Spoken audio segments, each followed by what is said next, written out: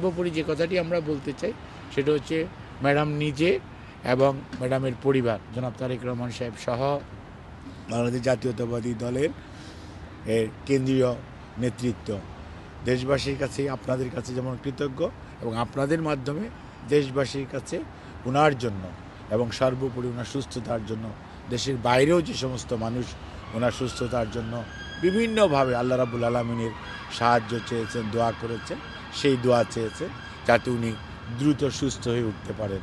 সেজন্য আপনাদের সবাইকে অনুরোধ করেছেন এবং আপনাদেরকেও ধন্যবাদ জানিয়েছেন যে আপনারা কষ্ট করছেন।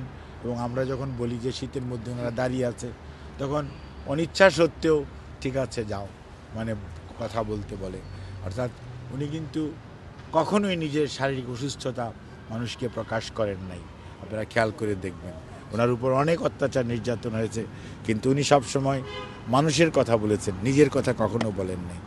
তারপর আপনারা কষ্ট করতেছেন শুনলে তখন হয়তো বলে ঠিক আছে যাও, তবে মনে রাখবেন ওনার জন্য সবাইকে কাছে উনি দোয়া চেয়েছেন। ধন্যবাদ সবাই। প্রশ্ন ছিল সেটা হচ্ছে যে আমরা শুনেছিলাম যে কারাগারে থাকা অবস্থায় ম্যাডাম জিয়াকে সন্দেহ করা হয়েছিল যে পয়জনিং করা হয়েছে, এই স্লো পয়জনিং এর বিষয়টা নিয়ে আমি আপনাকে বলি, আমি একজন চিকিৎসক, আমি এভিডেন্সের বাইরে কোনো কথা বলতে চাই না।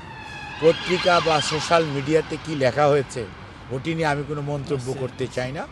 আমাদের পরীক্ষা নিরীক্ষার পরে যেটা ফাইন্ডিংস আসবে সেটা আসবে। আমরা ওনার চিকিৎসা 2017 সেপ্টেম্বর এখানে ভালো চোখের চিকিৎসা করিয়ে গেছেন।